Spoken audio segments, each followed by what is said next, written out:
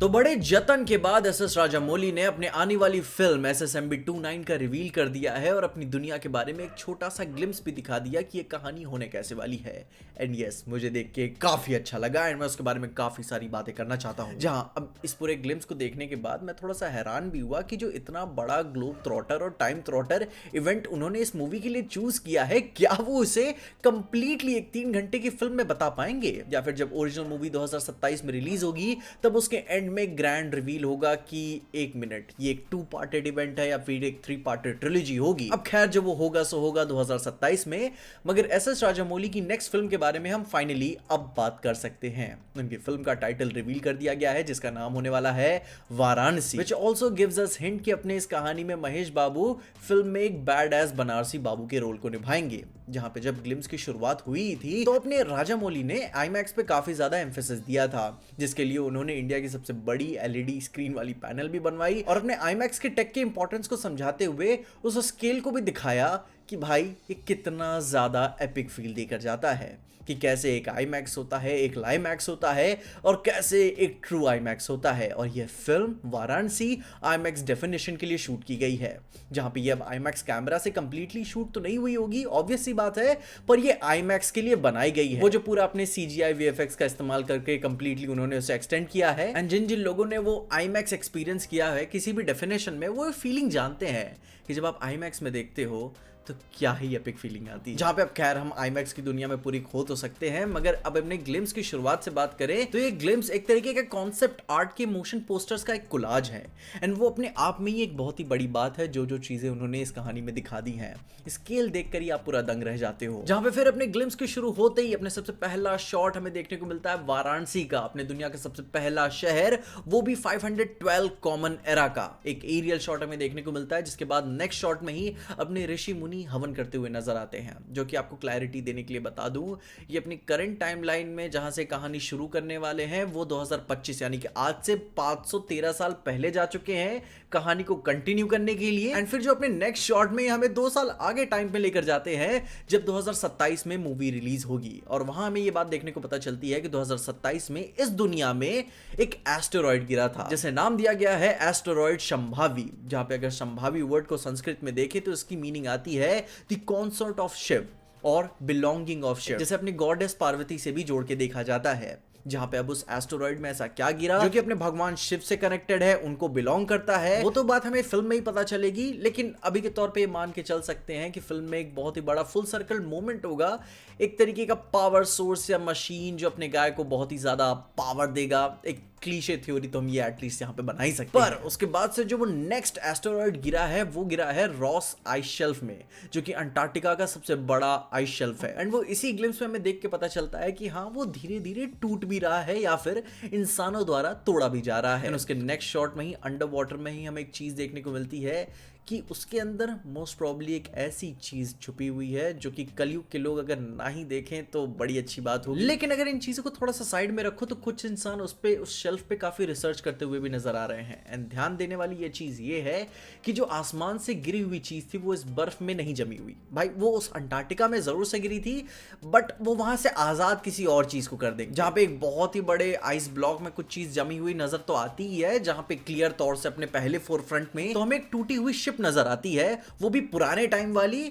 मगर मेरे को कुछ लग रहा है कि हाँ, कुछ हॉरिफाइंग चीज अंदर और भी छुपी हुई है जिसको निकालना नहीं चाहिए। मतलब कि मोटी मोटा हिसाब ये लगा सकते हो कि राजामौली इस बार गॉड्स एंड मॉन्स्टर्स वाले रास्ते पे जा रहे हैं प्रॉबेबली, जहां पे इस बार वो बर्फ से टाइटन्स को निकालकर अपने हीरो से लड़वाएंगे। एंड मुझे नहीं पता कि वो कैसे करवाएंगे, पर हालांकि इसे एक्सप्लिसिटली मेंशन तो नहीं किया गया है इस ग्लिम्स में, मगर काफी ज्यादा डॉट्स कनेक्ट हो जाते हैं। जहां पे उस अंडर वाटर में एक टूटी हुई बोट तो हमें नजर आती है। एंड जिस तरीके से वो टूटी हुई है मुझे वो लगता नहीं है कि वो लाइक नेचर के द्वारा अपने आप की, जहां पे अब किसी को ये आइडिया तो नहीं है कि ये पॉसिबल भी कैसे होगा कि एक प्री हिस्टोरिक टाइटन को हराना अपने करंट ह्यूमन बीइंग के साथ एंड देन बोट को तोड़ना एंड उसे जमा देना एक साथ, जो कि ये सारी चीजें आगे चल के सेंस बनाएंगी क्योंकि इसके डॉट्स एंड में ग्लिम्स के कनेक्ट होते भी हैं। मैं आपको बताता हूँ जहाँ पे अब ये आपका गॉडजिला और जिला वाला मोनार्क जैसी चीज ही कुछ सेंस बना रही है, जो कि अगर आप सिमिलर थीम्स को पहले भी अगर मूवीज में देखा होगा। जिसमें फिर हम अपने अगले शॉट में देखें तो अफ्रीका के अम्बोसेली विल्डरनेस में हम पहुंचते हैं, जो कि आई फील कि एक विजुअल शोकेस ही है। नाइट एंड डे का एक काफी डेडली कॉम्बिनेशन हमें देखने को मिलेगा, जो कि जंगल, सवानास एंड रात में जानवर एक दूसरे को हंट कर रहे हैं, इंसानों से बचा भी रहे हैं। काफी टेरिफाइंग मोमेंट वो एक बिल्ड करेंगे। एंड अगर हमें कुछ लीक्स ग्लिम्सेस भी देखने को मिले हुए हैं तो वो अपने सवानास के ही देखने को मिले। जिसके बाद अगर हमें कोई एक ओरिजिनल लोकेशन देखने को मिलती है तो वो है उग्रभाटी केव वनाचल की, जहां पे वनाचल इंडिया के फॉरेस्ट एंड ट्राइबल रीजन्स को रेफर करते हुए वर्ड निकल के आता है। स्पेशली एसोसिएटेड है states like Jharkhand and Chhattisgarh, पर इस शब्द के साथ वो कहीं भी जा सकते हैं। पर फिर उसी के साथ साथ वहीं पे मां काली की मूर्ति सिर धड़ से अलग रहते हुए ऊपर से एक महिला लाल साड़ी में गिरते हुए नजर आती है, जो कि बहुत हद तक क्या प्रियंका चोपड़ा ही होंगी। एंड थोड़ी सी इंटरेस्टिंग बात यह भी है कि केव में ग्रीन फायर जल रही है एंड वहां पे कोई ऋषि जो कि खोपड़ियों से लाइक इर्द गिर्द खुद को घेरे हुए किसी तरीके का हवन भी कर रहा है ग्रीन लाइट के साथ। उसी केव में अगर आप छोटे छोटे और भी इंसानों पे फोकस करोगे तो उनके में भी ब्लैक यूनिफॉर्म से आप थोड़े से रिसेम्बलेंस जोड़ के देख सकते हो कि अपने पृथ्वीराज सुकुमार जो कि अपने विलन साइड से आते हैं, उन्हीं की टीम यहाँ पे भी रिसर्च करने आ चुकी है किसी तरीके का डॉट्स को कनेक्ट करते हुए। मैं ब्रह्मास्त्र का नाम नहीं लेना चाहता, मगर हाँ एक्सप्लेन करने के लिए बेटर वर्ड यही है कि किसी तरीके के ऑब्जेक्ट्स को कनेक्ट करके वो एक बहुत ही बड़े पावर सोर्स को हार्वेस्ट करना चाहेंगे, या फिर कुछ एक ऐसा राज खोलना चाहते हैं जो कि इंसानों को नहीं देखना चाहिए अभी के तौर। लेकिन फिर पूरे ग्लिम्स में सबसे फेवरेट पार्ट मेरा आता है 7200 BCE के लंका नगरम का, जिसे आप अपनी सिटी ऑफ लंका के नाम से भी समझ सकते हो, जो कि अपने रामायण की रावण की लंका से आता है। और वो पूरा शॉट इतना ज्यादा बैड है, मैं क्या ही आपको बोलूं। ये होता है एक्चुअल में ट्रूली रामायण के बैटल ग्राउंड की फाइट के ग्लिम्स को दिखाना। अब भाई मुझे एट दिस पॉइंट पूरा भरोसा है कि एस राजामौली भाई महाभारत को बनाने में कामयाब रह पाएंगे। वो भाई इंटेंसिटी दिखा पाएंगे, जहां पे इतना देख के ही मेरे दिल में इतना ज्यादा एड्रेनलिन भर गया था कि क्या ही बताऊं। वो पूरा एंड गेम वाला मोमेंट मुझे फील हो रहा था, जिसमें 10 टाइम्स और भी आप कैरेक्टर को ऐड कर दो। बजरंगबली हाथ में पूरा पेड़ पकड़े हुए हैं पूरे तरीके से तैयार फेंकने के लिए, और दूसरी तरफ वानर सेना राम नाम का ध्वज लेते फहराते हुए आगे बढ़ रही है, और पूरे ग्राउंड में पैचेस में आग लगी हुई है क्योंकि वॉर चल रही है। और उन्हीं पूरी वानर सेना के साथ एक ह्यूमन पिरामिड बनाए हुए प्रभु श्री राम निशाना ताने हुए इस टाइटन की ओर ब्लू लाइट के साथ तैयार है। अब वो सामने रावण को होगा या फिर कोई और होगा, I don't know. And I personally feel कि रावण अपना ऑरा इस तरीके से खराब नहीं करेगा, पर वो जो कोई भी टाइटन था आई थिंक वो उसी को फोरशैडो करता है जो हमें ग्लिम्स मूवी के शुरू में आइस में कैद होते हुए टाइटन के थ्योरी से फील हो जाते हैं।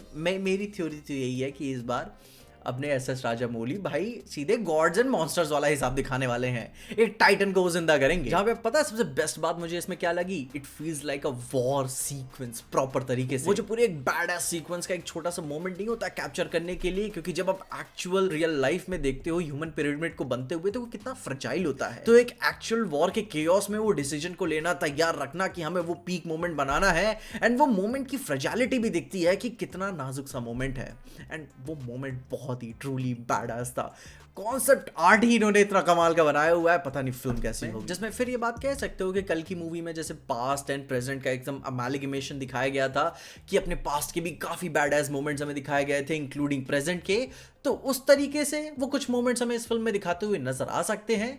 मगर उसके बाद जो हमें ग्लिम्स में अगला शॉट देखने को मिलता है वो है मणिकर्णिका घाट का, जहां पे अपने वाराणसी में लोगों को मुक्ति दी जाती है। एंड वहीं पे उस लास्ट राइड्स वाली जगह पे ही घाट से ही निकलती हुई एक ब्लू लाइट आसमान में जाते हुए नजर आ रही है, जो कि आई फील कि हाँ भाई वो किसी चीज़ को जिंदा कर रही है जिसको नहीं करना चाहिए था, जो कि वही लाइफ एंड डेथ वाले मेटाफॉर को कनेक्ट करता है। अब बनारस में बहुत सारे घाट हैं, पर मणिकर्णिका घाट को चूज करने वाला वही हिसाब है कि उस मोटिव को कनेक्ट करना कि ये वो हॉरर आ रहा है जिसे रामायण के युद्ध में अपने प्रभु श्री राम ने शांत करके रखा हुआ था। एंड देन फाइनली हमें एक लाइव एक्शन मोमेंट देखने को मिलता है अपने महेश बाबू का, जो कि वो अपने बनारस में है। भोलेनाथ का त्रिशूल पकड़ना तो काफी इंपॉर्टेंट हो जाता है, और साथ ही साथ नंदी पे सवार है। एंड वो भी अगर ये सीन मूवी में ट्रू होता है, दैट मीन्स कि हमें बनारस में भी एक फाइट देखने को मिलेगी।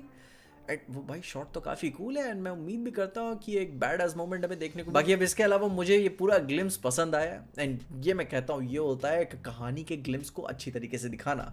कितना कुछ उन्होंने कहानी के बारे में बता दिया बिना कुछ स्पॉइल किए, एंड मैं पर्सनली इस तरीके की कहानियों के लिए बहुत ही ज्यादा एक्साइटेड रहता हूँ जो अपने हीरो से ज्यादा अपनी दुनिया को इंपॉर्टेंस देते हैं। मजा आई देख के भाई से, एंड मैं 100% इसे देख के कह सकता हूँ कि एक कल्चरल फिनोमेना बनेगी फिर से, सिर्फ इंडिया में ही नहीं बल्कि पूरी दुनिया के लिए। एंड इस फिल्म की मार्केटिंग देख के शुरू से ही आइडिया लग रहा है कि पूरी फील्डिंग सेट करना चाहते हैं, क्योंकि पिछली बार तो लेट में ऑस्कर्स को शुरू किया हुआ था, वो भी अपने वर्ल्ड के प्रमोशंस में भी उन्होंने काफी ज्यादा हैसल्स किए हुए थे, मगर इस बार वो पूरी तरीके से तैयार रहेंगे बाफ्ता, गोल्डन ग्लोब्स, ऑस्कर्स, सब चीज के लिए। एंड ये सिर्फ पैन इंडिया मूवी नहीं बन रही है, राजामौली इस बार ट्रू पैन वर्ल्ड मूवी बना रहे हैं, और इस इवेंट के लिए पूरी दुनिया 2027 का इंतजार करेगी। बाकी अब तैयार है ना, हॉलीवुड वालों की तरह ये भी अपने फिल्म के टीजर ट्रेलर्स को 3-6 महीने पहले ही ड्रॉप कर देंगे, क्योंकि इस मूवी को इंटरनेशनली मार्केट करना, आईमैक्स के लोगों के लिए मार्केट करना बहुत ही जरूरी है। बाकी इसके ऑफिशियल ग्लिम्स के बारे में मैं और भी ध्यान से इसको नोटिस करूंगा, और इसके बारे में और भी कई सारी बातें की जाएंगी, मगर तब तक के लिए आपने कुछ डिटेल्स एंड नुआंसेस अगर इस ग्लिम्स में नोटिस किए हैं तो उसके बारे में मुझे कमेंट्स में जरूर बताना। हम उसके बारे में अपनी नेक्स्ट वीडियो में जरूर से बात करेंगे, मगर तब तक के लिए देखते रहिए पीजे एक्सप्लेन।